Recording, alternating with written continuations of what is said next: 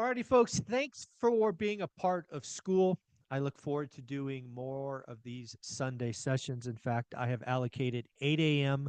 Sunday morning Pacific for going live in our community. I expect I will be going live with you 2 to 3 times a month. Hopefully, you see that as a plus. I truly enjoy our engagement, your questions. As always, this session is for you. So if you would like to raise your hand, ask me a question, or you want to put it in the comments, I am here for you. I do want to reiterate something I'm trying to push more and more, and that is the fact that I think there's really only one person that gets rich in 2025. We have a lot going on, a lot of chaos, a lot of uncertainty, a lot of unknowns. But having been through multiple recessions, the dot-com crash, COVID, the list goes on and on. I know one thing and one thing for sure. The amount of motivated sellers are going up and going up dramatically. Every day, every week, every month that goes by that we're in this just chaotic, uncertain markets, some people will increasingly just give up. They will say, I'm out. I want to be gone. Real estate investors are going to be the ones that stand up and say, hey, let's create a deal. Now, again, when I say this, many of you will get disrespectful offers accepted. In fact, I see your notes. I see it's happening already. But don't forget about creative finance. I hope to see some of you go out there and leverage Velocity Mortgage's 90% CLTV, combined loan to value. I think that is a sexy product that I actually include in all of my offers, right? I offer a cash price, I offer a 90% CLTV, and then I offer, complete seller financing. So if there's any building that I'm really going after, I'm always going to write up 3 offers. And I think that would be something that if you're not up on, I would certainly learn about. I would certainly ask questions. Again, this is not the time for real estate investors to do average deals. In fact, I always believe you never should do average deals. Especially in this environment, you should be looking to get exceptional deals. I did record an episode with Bigger Pockets that should be out in a couple of weeks with their CEO, Scott Trench. And we talked about deals that we both had done in recent past. I talked about the deal, how we got the house that I'm actually speaking to you with, right? New construction. You can get amazing deals on new construction. Scott talked about buying a fourplex in Colorado for cash, how he got his good deal. So realize as investors, this is the time, to do the work, be disciplined, write offers, follow up, follow up, follow up. I never got an amazing deal without follow up. Amazing deals don't happen the first time. The seller's got to come around to basically realizing you're the only game in town. These are important things. So I just riffed for a little bit because I wanted to give people time to join. I'm going to open it up now to questions. If you want to, again, raise your hand. I think you raise your hand by going to the react button, and you could do it there. Is that where you do it? I think that's where you do it. Yeah, that's where you do it. So if you want to raise your hand, go for it. I'll talk to you. You can put it in chat if you're shy or you don't want to be seen on camera. I get it. Let's see what people are thinking. Anybody want to ask a question? Hey, Frank, go for it. Thank you for being first. Thank you for all you do. Thanks for everything. Hi, good morning, Michael. It's great to see you. Good morning, everyone. I am a little shy, but I think I'll take the opportunity to ask my question. Recently, you've been talking, or you spoke a little bit about the possibility that you might do a portfolio loan for some of your properties. And I understand that concept, but I was wondering, is it challenging if you say needed to sell 1 or 2 of the properties out of the portfolio? Absolutely. Portfolio loans do have a downside, and there are plenty of lenders who will do portfolio loans. But if you want to sell one, they actually make you refi, which is an entire process in of itself, very costly and the like. Speaking with Lending One, they actually offered an off ramp that I thought was very fair. So basically, you take out this property, you sell it, You already know what the value or the debt is on that, and then they take just a little sliver for the rest of the portfolio. So again, it's definitely something that is intriguing about Lending One, which was at our event, which I've had on the show. Um, they, near as I can tell, offer the most flexibility for that concern. That said, I would only do a portfolio loan with properties I plan to hold until I die. Right? If there are some assets that Olivia and I are looking at peeling out over the next 10 years, they don't go in the portfolio loan. We have a set of properties that we've already identified for our daughter, right after we both pass. So those would be the ones that would go in a portfolio loan. So I would try to protect myself up front, but I did like the fact that Lending Tree offered a fair off ramp versus a complete refi. So there was definitely that pivot or that option is what made me really look at that. Okay, that sounds great. I understand too. You wouldn't want to put properties together like that unless you were pretty sure you wouldn't have to. But in case of an emergency or anything like that, especially like you were just talking about the daily financial news, we don't know what's going to be coming down the stream, and all of these. I guess all of this kind of turmoil is the ripple effect is going to be changing things that we can't see right now, and it'll help us be a little bit more prepared. Yeah, no, absolutely right. I mean, and also life happens, right? I remember, let's say we put a portfolio together with 12 houses and 3 years go by and one of them burns down. We get a large insurance payout. We decide for whatever reason we don't want to repair it. So we got to scrape it and sell the lot. I mean, there's lots of reasons unplanned, unintended consequences from this. But again, having spoke to Lending One, having recorded a show, but even spoke to them after the show about my specific example, they're like, "Yeah, this is not unheard of, not uncommon." So I thought they offered a fair off ramp for some shops. It's like, "Sorry, son, you got to refi the portfolio one more time." I'm like, "Oh, that's so painful."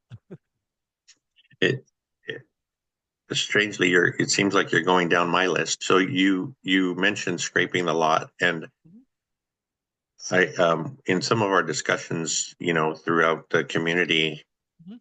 we've talked about full replacement insurance policies versus cash value policies, and I think I might have even asked you this before, but um, a lot of people didn't seem to think, like you said, scraping the lot and selling it after a fire or something devastating. With when you do that, did you have a full replacement policy? And I because did. I have a couple of cash value policies. Mhm. Yeah. So the very first fire we had was on College. It was a duplex, and it was also 2010. So that's an important variable here. So again, in 2010, our duplex burnt to the ground. We did have full replacement cost. I don't remember the exact numbers, but they'll be close proportionally. We got a check for about $230 to $240,000. The value of that duplex in 2010 was like 80 grand, right? Because the market was tanking. And we saw, frankly, at that time, given what was going on, no reason to to rebuild. So we paid off the loan, which was, call it 90 grand, maybe 95, and we kept 150. But we also had the lot. So at that point in that environment, we scraped a lot. I think it cost us like 5 grand, dumpsters and all of that because it was a complete loss. And then we sold the lot for like, I don't remember. I want to say 40, but I don't think I think it was more like 20 grand. So, we ended up with, about $170,000. We also got a year of rent, which is important. So rent at that time for a duplex was probably 1,500. So we got 18,000 in lost rents because they pay for a year in a full loss. So let's say we walked away with 170 grand for what was going to be worth 90 grand after rebuild. So that was the environment. Now, to be fair, that's the only time we've done that. We've had 3 fires since, and we've rebuilt every time because it just made sense. But you just never know what's going on in this world. And For example, if something were to burn down over the next 6 months or so, given what craziness is going on, we might choose to do that again. Just take the lump sum of cash and be more liquid. Um, but yeah, I'd strongly recommend full replacement value. Again, every fire except the first we have rebuilt. That said, given the insurance craziness going on, I've had a couple of insurers say that we won't do replacement cost because the building is so old. We will only do cash value. So I took those policies. And then again, you guys know I have a relationship with Steadily. So I'm going to Steadily to get those things repriced. And sometimes it works, sometimes it doesn't. So, yeah, when in doubt, as an investor, get full replacement, but it's not always an option as we're seeing in this insurance world. Yeah, a couple of things about that. We refied one of our properties. We had purchased cash just over the last few weeks, and the lender required us to have full replacement coverage Sure. to do that. And Yep. when we've gotten loans on a few of the other properties last year, they were okay with cash value policies. But Yep. when that happened and you had that claim, did it affect your insurance costs moving forward? Yes. Yeah. So again, we've had 5 claims in 25 years, 4 fires and 1 water. Uh, um, I saw a noticeable uptick in insurance rates across the portfolio after the second claim, not the first. Hmm. Like that college one, I didn't see anything meaningful. But when we had the second one, like 2 or 3 years later, I did see a bump, a risk factor, I think they called it. Yeah. Okay. Okay. Thank you. Yep. Of course. Yeah.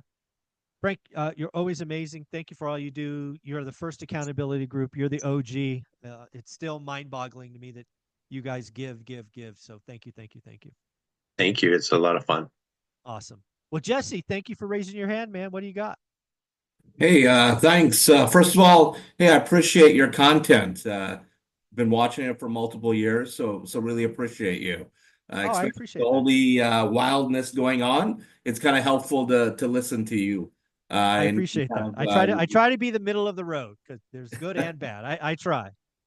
Great. So the question I have, and this is, really in context of, I recently bought 10 homes on a parcel, Okay. and, we're closing up on finishing the rehabs, and it's going to be multiple months before we get these properties rehabbed. And, I'm starting to look around for commercial, but with the Sure. 10-year kind of jumping where it is, I'm just curious as to your thoughts of where you think we're going to be in the short term with that 10-year. And by short term, I'm talking 3 to 6 months. So let me answer it this way. And again, I reserve the right to be completely wrong, right? You're asking me for my opinion. Yeah. I see a lot of risk in the 10-year over the next 30 days. Over the next 30 days, I do see a lot of risk. I believe the farther we go out, the risk falls. So, what does that mean? I think 3 months is riskier than 6 months, but less risky than one. I think 6 is better than 3. And what I mean by that is I see rates going down. I don't see any way that the kerfuffle that we have created for ourselves doesn't lead to a recession, doesn't lead to higher unemployment.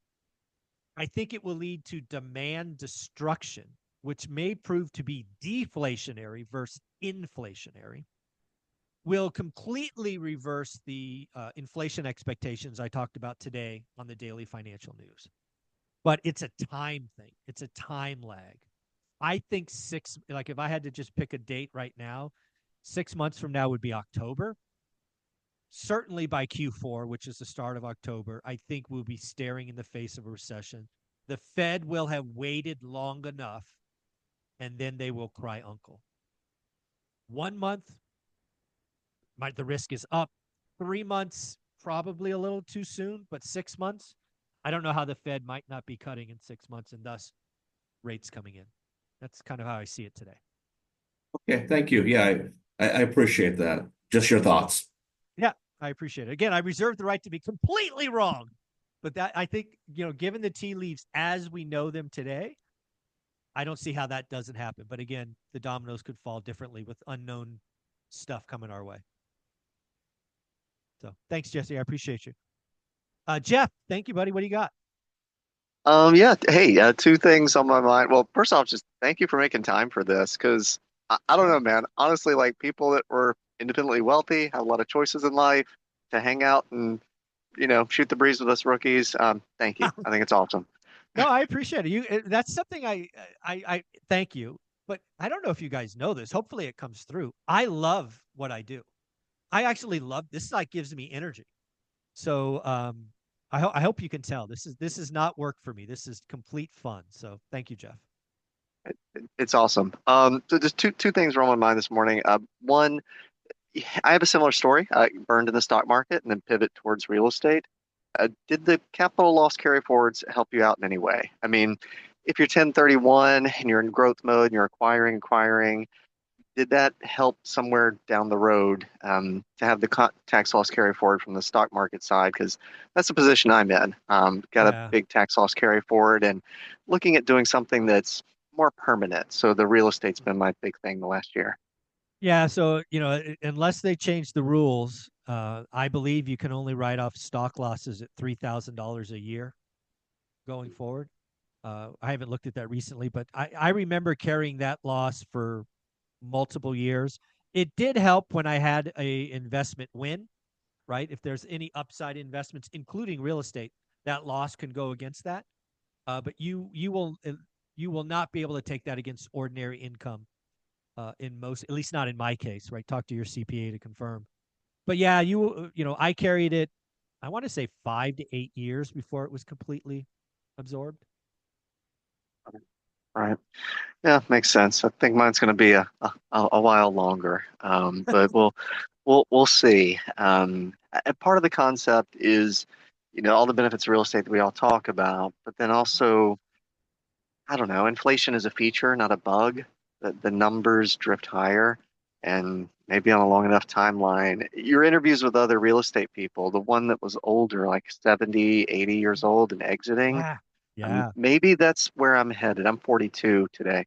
um, Collect for a couple decades, raise my 12-year-old son, and sure. then later in life exit and say, hey, bad news from the tax guy. You got this massive capital gains. You're going to liquidate all these houses. And I'll be like, you know what? It's really funny you asked me about that because I've been thinking What's about it for happening? 20 years.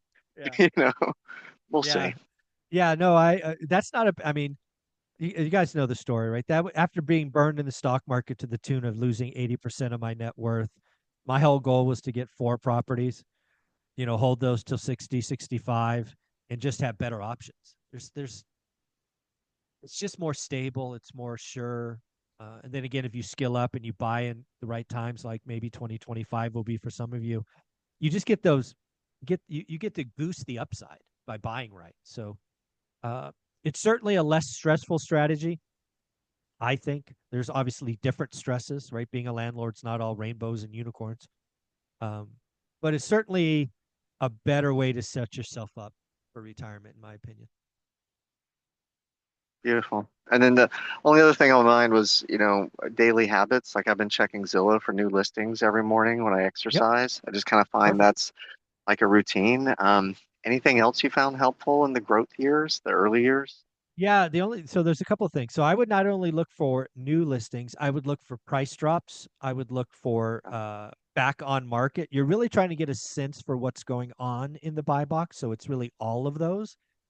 The second thing I would do in the beginning is I would start noting real estate agents that seem to get multiple listings in your buy box, right? Go create a relationship with them. Right. In the beginning, it's about learning the skill of real estate investing, which for me is focus and daily discipline and tracking, but also growing your network with people that may be able to help you.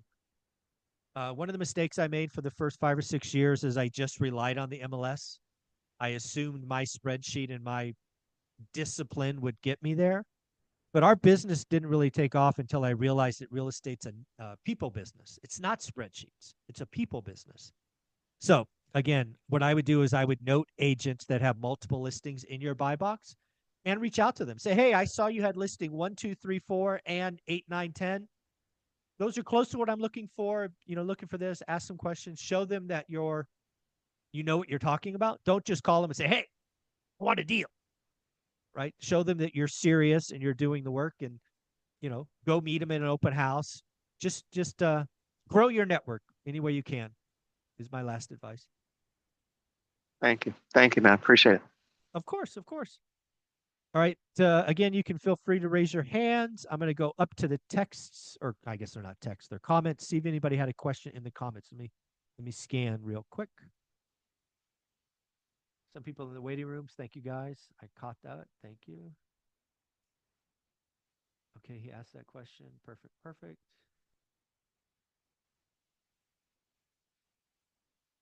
All right. So, go ahead, Frank. Ask your question. I'm back. Thank you. Of course. You mentioned your daughter Teresa earlier, and Yep. one of my other thoughts this morning was about trusts. And I know you've had, I really enjoyed when Rylas Law was with you on the channel. Yep. Will he be doing more with you? Absolutely. I mean, Rylas and I still communicate once a month at least. Obviously, he's very busy as a practicing lawyer, growing his firm. Um, if you guys have trust questions, you can send them over, and I will get him on to answer those. Yeah, I think Rylas is my guy, and he's helped me Yeah. personally. So yeah. We started following him as well. I think he has a live coming up on the 24th of this month, if anybody's Nice. interested. But do you have a trust set up or Oh, anything like that? Yeah. Mhm. Okay. Oh yeah. Yeah, for God, 10 years probably. Might be 12. It's quite a while. Yeah, Okay. part of your job as somebody who's building a asset rich portfolios to make sure the people you love are taken care of, and I see a trust as an important part of that. Yeah, that's where I'm heading. Talk Yeah, to a thank you. lawyer though. Yeah. Talk to a lawyer. Jim, go ahead. I see your hands up. We'll go that. Then we'll go to Renee's question in the comments after that. But go ahead, Jim.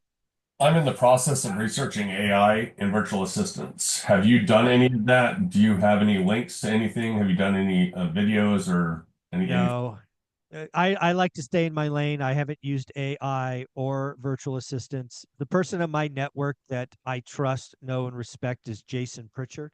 Yeah, I just went to Deal Champs this weekend. Oh, yeah, he's my guy for that. Okay. He does more with virtual assistants than anyone I know. I know plenty of people have VAs for kind of tasks, but I think Jason actually used VAs to grow his business. I think Jason he'd still be wildly successful because that's just who he is, but he'd probably Right. be half as big if he didn't have VAs. Yeah, I think he's Jason got Stratton 7. both. Yeah. Yeah. Yeah. So I like to get input from many different people so I can make it work for myself. No, I think so. Again, I think so. When I look, because I've talked to Stratton and Jason, and frankly, a dozen other people. I actually have people, as I don't know if it happens to you, but I get people reaching out every week saying, "Hey, try me out, VAs. Let me help you build this thing." But I think what you need to do is figure out what tasks you want to outsource. Then you have to create the I don't know, the flow or flow chart, because again, they're just going to follow your lead. And then most importantly, you got to set measurable expectations. I've seen a lot of people get burned with VAs when they're just like, "Here, take my crap work." And then you're like a month later, "Where'd my crap work go?" Well, you didn't tell them what to do, didn't tell them the expectations. You got to manage them like they're an employee, just because you're not physically with them. That's where I see a lot of people go wrong with VAs is they just throw them crap work without showing them how the crap work ties into the bigger picture, and then don't set measurable expectations that you both can be held accountable to. Yeah, I've been doing making the list for the tasks and everything else. Not that I don't necessarily want to do, but that is not valuable for me to do. That's the biggest thing. Exactly. Yeah, you only have so much time in the day. Yeah, and that's the stuff. You've got to be focused on tasks that make the most money. Yeah, my biggest problem is releasing that control. I'm a control freak. I have employees, but I'm still a control freak. No, I get it. Believe me, I get it. I as a sales leader for years, and then second level, I get it. Yeah, but trust and verify. That's how you do it. Yeah. Thank you. Of course, Jim. All right, I think Renee had a question. Just getting started. I have 2 properties. Congratulations. In the last month. Ooh, that's quick. What would you recommend if wanting to grow? So a couple of things. The first thing I want people to hear here is you just got 2 properties. Congratulations. I would not buy a third for at least 3 or 4 months. Now, when I say things like that, please do not hear stop doing the work. You've got to keep at it. You don't want to learn the market twice. But what I fear is, and I've seen this in others, is you get on a roll, you get a couple of properties, then you get a couple of more, but you haven't had what I call a seasoning period. You haven't had enough time to A, figure out if your numbers are right? Maybe you assumed you'd get 1,500, but you can only get 1,300. You haven't been able to validate expenses. Maybe you bought a fixer-upper that you thought would take 8K, but it takes 18K. There's a lot of things in the early part of this process. It's part of the reason why the first 5 years suck is you learn by doing. So my first word of caution to you is congrats. You're there, you're in it. Now be in it for a minute, right? Be in it for 3 or 4 minutes, 3 or 4 months, because you just want to see if what you thought you bought. So that'd be my first word of advice. Congrats. Now be a landlord for 4 months. That's the first thing, because you want to grow. You want to make sure the foundation you're on is firm. You don't want to jump in and buy 8 properties and realize you've just signed up for 18 months of hell because you didn't know what you didn't know. So that's the first piece of advice, Renee, is congrats, but let's see where we're at in 4 months. The next thing I would tell you is, I don't know your plan, but there's nothing wrong with just doing it the way you're doing it. I for the longest time was very comfortable buying 1 or 2 deals a year. As you get into this game, maybe it's year 4 or year 5, that's where the options come. In 4 or 5 years, that's where the option comes. Now you know the market. Now you have discipline. Now you have receipts. You also have equity growth, mortgage pay down. Now you have options. You can do cash out refi, recast the debt. You can likely raise private money. You likely have the opportunity to 1031 exchange. But when you're in year 1, it's okay to be in year 1. All of us go through year 1 stuff. And man, for the first 2-3 years, 1 at a time is beautiful. It's beautiful. Don't rush the learning. When you rush the learning, it can get expensive. That's where mistakes happen. So Renee, I hope you hear this with all the love I mean by it. You're doing great. You're the head of the race, but don't rush it. There are still obstacles and lessons to be learned. But when you get to year 4 or year 5 and you've got a couple of scars and you're stronger for it, you're going to be at this beautiful place where the world opens up and you're like, oh my God, how do I want to reposition this equity? So again, our story in our book, One Rental at a Time, and again, I say our because it's Olivia and my story. It's not mine, it's ours. We did some cash out refis first, and then we did some 1031s after that. There's no reason you won't have that opportunity either, but it comes with time. So that's my first thought. Renee, feel free to dig in, ask follow-ups. I have a quick question. So one of the Sure. houses, one of them is, so I'll kind of tell the backstory. Okay. So this is an out-of-state purchase that I made. It was buying a home for my daughter who already lives in Arizona, and she was going to rent it, which has taken place. And then subtoing her current home that she has. And so I ended up with those 2. Well, just while we're talking on the phone, I was buying another one, and the deal just got accepted while we're on this call. So I do want to slow down after listening to your thing and stop at the 3, because I do agree with you. I'm overwhelmed with because one of the properties, which is her current one, is my riskiest one because she put a pool in, which and it's further out. It's not as close to it. It is desirable, and they are building and all this stuff's going on, but getting a renter at the cash flow that I need to, I'm stressing over whether I'm going to get that. So my realtor is really nice where he said, I'll cut my commissions, I'll do what's necessary. If in 3, 4, 5 months you're struggling, and we'll get it sold. We'll just sell it so you can break even and get out of this. But he feels that it's a good area because of the growth that's happening. Okay. Yeah. But that, yeah. So again, with all the love. So I don't like betting on appreciation, even though it's in the path of growth, right? The unit's got to support itself. Appreciation is great. Appreciation is cherry on top. Appreciation allows you a lot more flexibility, but I'm hoping it's not an alligator, right? That's very much my word, right? I No, hope it no, doesn't. it's not. By the numbers, it definitely can cash flow, but it's not where I want it to cash flow, if that makes any sense. So Of course yes, it does. Yes. I want a higher cash flow.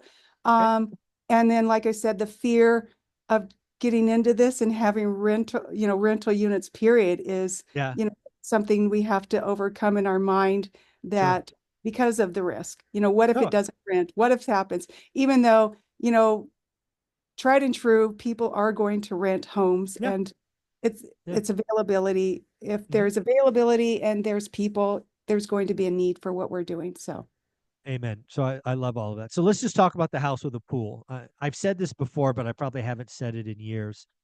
None of my rentals, including my apartment buildings, have pool. In fact, over 20 years, I have paid to have pools removed, right? Because I didn't want that increased risk. That's just a personal thing. Now, in fairness, all my pools were at apartment buildings. They were not at homes. So if you're going to have a pool at a home, you realize you need to up your insurance. You make sure you have the umbrella. And then you also have to make sure that there's maintenance done, because I have seen in past where tenants, or I've heard in past where tenants don't take care of the pool, and thus you're left with a disaster on that as well. So we hired somebody and it's already incorporated in the rent that we're asking. Perfect. Yes, I do not want to depend on a home or a renter to take care of the pool. Amen. Good for you, because many people miss that. But yeah, I think when your scenario, I think you already know you have an exit, which I thought was good, right? Hey, it doesn't rent, or you don't like it. The problem, again, I'm just going to paint a picture for you. This is probably the riskiest thing I see in this scenario. So let's just say you put it out for rent and you get the rent that you want, whatever that number is. But now after 3 or 4 or 5 months, you don't want that unit anymore. You're stuck, because now you have a tenant occupied property. It's not going to sell as easily. It's not going to be in the condition it was when they moved in. So I think the thing you have to be comfortable with is, once you accept a tenant, you've got to realize that now you're committed to that property for the next several years, assuming they stay there, right? Because if you have a property with a pool, my guess is it's going to sell best to owner occupants, and thus it's going to have to be vacant and clean, and you may have some make ready. So that's the one concern I have there. Does that make sense? Absolutely. Makes perfect sense. All right. Very, very cool. Keep me updated. You know how to get a hold of me if you have questions. Thank you. Of course. All right. And no hands are up. So I'll just keep scrolling through the comments. See if anybody has questions. Oh, can you speak? So this is from James, to give credit where credit is due. Can you speak a little bit about when to pivot from single family homes to multifamily, more specifically on how you finance them? Yeah. So really 2 questions. We'll get to them. The first question is when the yields beat single family homes. I put everything on the same spreadsheet, the spreadsheet that you all know. And when the yield on a multifamily is higher than a single family, I switch to those. So that's that answer. The yield is my deciding factor, whether it's a 512 square foot, 1 bedroom, 1 bath house, or a 20 unit apartment. And I use those 2 examples on purpose because we own both. So I always just buy the highest yield. So there's that answer. Now, financing them, financing a commercial property is actually easier than a single family. I mean, that's really hard for people to imagine. But commercial lenders are very structured and easy to deal with. Now the paperwork is 3, 4, 5 times bigger, right? So you'll sign your name 100 more times. But commercial lenders, even today with this going on, they'll do a loan, but you got to realize your equity has to be much higher. Today, you could pretty much get any commercial loan at 65% LTV. If we rewind the clock to 2023, you probably get as high as 75% LTV. So all commercial lenders will have you have a much, much larger equity. We're not going to get 3.5% down. We're not going to get 5% down. You're not going to get 10% down. So the reason that commercial lending is actually easier is you, the buyer, have a lot more equity. The second thing that kind of surprises people is not that your credit and your financial statement isn't important. It is, but it's completely secondary. They're going to underwrite the building first. They're going to make sure at 65% LTV that the building cash flows, the debt service coverage ratio. And so they're going to underwrite the building first. Then they're going to look at you. Yes, they're going to want to make sure you have liquidity. Yeah, they're going to want to make sure you have experience. But my experience with commercial lenders is they're actually easier. I have to jump through less hoops as getting a commercial loan than I do a single family, which is probably surprising to a lot of people. So, yeah, when it comes time to make that move or make that leap and we finally see pain in the commercial market, your commercial loans will be easier, but realize the LTV is going to probably be 65%. So you're going to have to come up with 35%. That's why a 1031 exchange is so good. That was my strategy. I've told all of you, my strategy was going to be really boring. I was going to do exactly what we did in our book, one rental at a time. I was going to 1031 out of 8 houses into 80 units. It was very boring. And it changed, a week or so ago when I saw rates falling. Obviously, rates are up now. But yeah, I reserve the right to, do the boring 1031 or a portfolio loan based on what the market gives me. So I will keep you guys all up to date because I don't hide anything. But yeah, that's commercial. Hopefully I got that. Feel free to ask more questions, James, if I missed something. That's it. That's all the questions I see in the comments. If you guys put a question in the comments and I missed it, I apologize. You just throw it in there so I see it at the bottom. Jim, let's go. So on that same aspect with commercial, can you get loans that have the repair rehab in it as well? Those are harder. A commercial bank. Now, I'll step back. If you go to a small community bank in the defined market and you create a relationship, I have seen that work. If you go to the big commercial banks, no, they're very, this is my lending box. If you don't fit the lending box, we say no. But I have seen like in Fresno, if I went to one of the Fresno community banks and I sat down with their lender, because they only ever have one, and I told them what they're going to do, and I took them to the property and I showed them the bid, you can absolutely get some of that. They'll likely do it as a draw. I did do that once on a building. I worked directly with the bank president for a building next to a building I owned, and we did it as a draw. We did the repairs as a draw. So it is possible, but very much relationship based. Yeah, this time I'm pretty much limited to DSCR because I've been self-employed for 31 years. Yeah, DSCR is not bad. I mean, you're really lucky, man. When I did this, DSCR loans were a point and a half higher. Today, DSCR loans are actually better than conventional. It's kind of wild. Right. Yeah, that is kind of surprising. But at least they're taking it now. Do they take into account as much of the income from the properties back? Depends on the lender. I would say DSCR lenders are as, I don't know what you want to call it, conservative / aggressive as a commercial bank. In fact, I think they'd be more aggressive.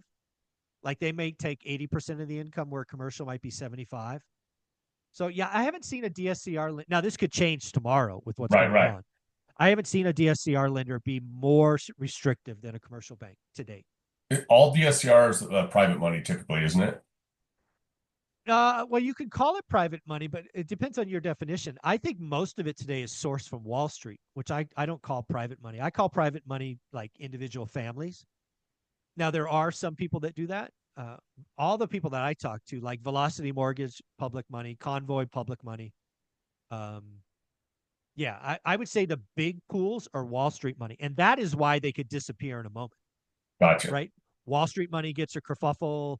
They decide this or that is bad. All those big money funds can turn off in a heartbeat. But in this type of climate, wouldn't it be more likely that they would actually shift into real estate? Absolutely. But again, I'm just trying to. Yeah, no, I understand. Yeah, No, I think that's very well said. Yes. yeah. Thanks again. Of course. So Renee, I have bought in Vegas, but it's only my owner occupied home. I'm currently working with several agents in Nevada to buy something because I want to grow a second portfolio here. Olivia's actually bugging me, which means I got to get on it. But no, we don't have a rental in Vegas yet, but I'm actually currently sitting in Henderson, Nevada right now talking to you. So yeah, I do own something in Nevada, and my tax return says I live in Nevada. So that's good for me. I saved 12%. So I am super happy about that.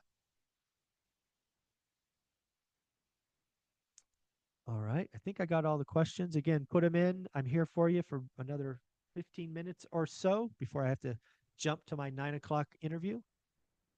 What else we got going on? How do you like living in Vegas from another Californian? So I'll give you two answers. I love Vegas. If I had my druthers, I would never leave. Hot weather doesn't bother me. I prefer hot over cold. I just put in a killer backyard for 250 grand. So if I am ever hot, I just jump in the pool or whatever. Got a little putt golf in the it's sick backyard. So I love Vegas. You can do entertainment anytime you want. The food scene here is crazy. It's an amazing food scene. Lots of all you can eat places that are top notch. There's nothing about Vegas I don't like. Now, Olivia, on the other hand, because again, Olivia is everything to me. She doesn't like the summers. She likes 80, 75 to 80 degrees. You know, if it's below 75, it's cold, and if it's above 80, it's hot. She's got a very narrow window where she's happy. She also doesn't like that everything in Vegas is brown, right? She's used to California green and more grass and trees and all of that. So she is not nearly as gung ho and happy. Hence, we fly back all the time. But yeah, there's nothing. I think Vegas is going to go places. So I look forward to putting more money here.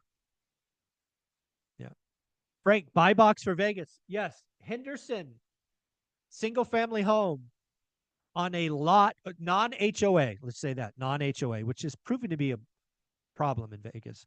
On a lot where I can add a casita. They call them casitas here, not ADUs. So that is my buy box. Henderson, single family home, non HOA, on a lot that I can put a casita. That is my buy box. Would you do a stick built ADU, or have you checked into something like Boxable there? So I've not checked Boxable. I don't know if it's approved, but there's a builder. Actually, it was part of Buying Vegas series, Picasso Homes. They kind of do stick built but pre-built. So Okay. I would likely use Picasso Homes. But no, I haven't checked into Boxable. I guess I could. I haven't yet. Yeah. Price point.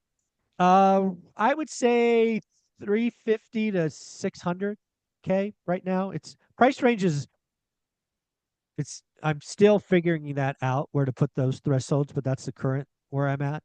It's going to be a fixer upper. So basically, Renee, what I'm trying to do in Vegas is I'm trying to break even on the house, but make the cash flow on the ADU or the casita. Henderson, if anybody doesn't know, or Vegas is a really crazy market. Got a lot of California money coming here.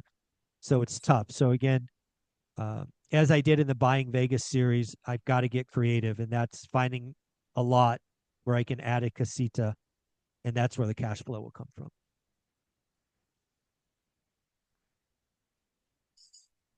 Could you walk through how you find comparable rents for duplexes? I'm struggling to create a buy box in Houston area without comparable possible rents.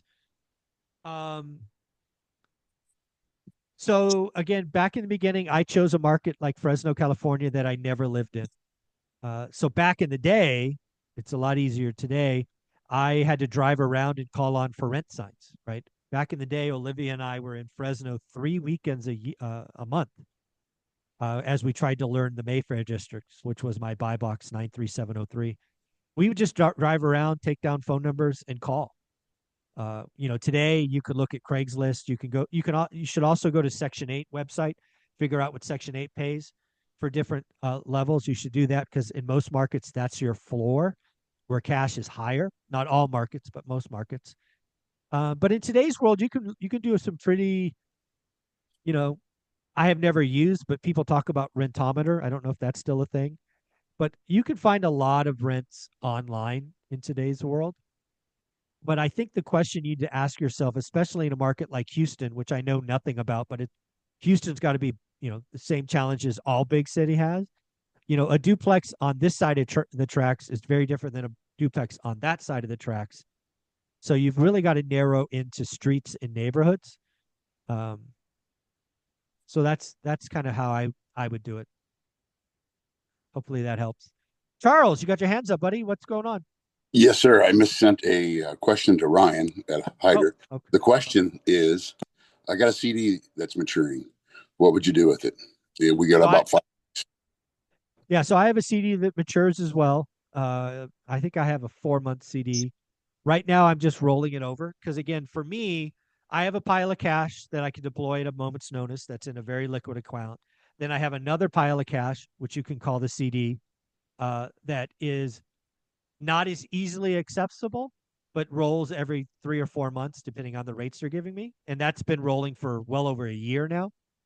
And then I have a third pile of money in crypto that I can go get. And, so I have different piles of money that I can go after. So if it was your only liquid capital, I would probably at least cut it in half. But if it's just a second pile like it is for me, I'm just rolling the CD at a moment. Okay. Thank you. Of course. Yep. Jen, what do you think happens to home insurance prices in California and also in general in the U.S.? This is an important question because this, I don't know what it is.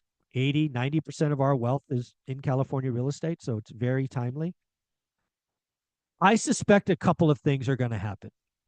And frankly, more of this is probably hope than fact at this moment.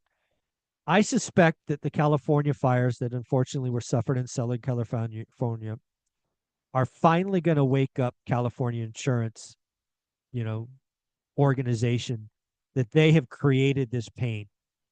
You haven't let insurance companies correctly price insurance, hence more and more are leaving. Right now, the answer I think is called California Fair Plan, which is a horrible, but at least it is something, insurance policy that lots of people are getting thrown after. It is frankly insolvent, frankly. So my hope is over the next 6 to 9 months, and in fairness, there has been some positive movement. We actually see insurance reform in California because it fundamentally cannot go the way it's going. Because if it does, everybody will have to self-insure, and you're going to see values and transactions in California crater. So again, I think this is more hope than fact at the moment, but early indications are they're waking up. They're going to allow insurance companies to reprice, and they're going to do it in a faster manner. So my hope is in 2026, I frankly see insurance cut, right? My insurance across our portfolio with our scale is up something like 50% for less coverage, right? I used to have full replacement costs across all our portfolio. As I said earlier to Frank, we've had some houses go to cash value given their age. It is my hope that in 2026, when I renew in March and April, that my insurance actually goes down. So again, maybe that's kind of internal self-hope, but it just can't keep going the way it's going, Jen. It's crazy. You can't see California people unable to buy homes because they can't get insurance. It just can't go that way. And we are on the path to going that way. So we'll go to Jim. Jim, you got your hand up again? Sorry. Nope. That's okay. Yeah, I'll keep asking questions all day. Yeah, no, that's why I'm here. Okay, Then I'm verifying most of your properties were off MLS. oh, absolutely. Yeah. For 15 years, 100% of our properties were off the MLS. Over time, we bought one on an auction site. I don't know what it was called. Just say auction.com. It wasn't that, but something. Then we bought a dozen from wholesalers. I did a couple of mailers over the years. I personally bought 2 properties off mailers. I never door knocked. Um, I've done some seller financing where sellers reached out to me. I did one with a bank. Yeah. So that's everything. That actually answered all of my questions. Okay. Cool. Perfect. Thank you. Very good. All right, Jen, you mentioned short sales last week. Do you know how one to find short sales? So they're what I would be doing today is I would be tracking NODs. They're called notice of defaults. Notice of defaults are the first step in what could potentially end up in a short sale. We likely won't see true short sales until 2026. Probably the middle of 2026 because it's just such a long process to get to that. But when you do, you will see it on the MLS. You will see agents blasting it. They'll say short sale because it's a very specific process. It's very lengthy.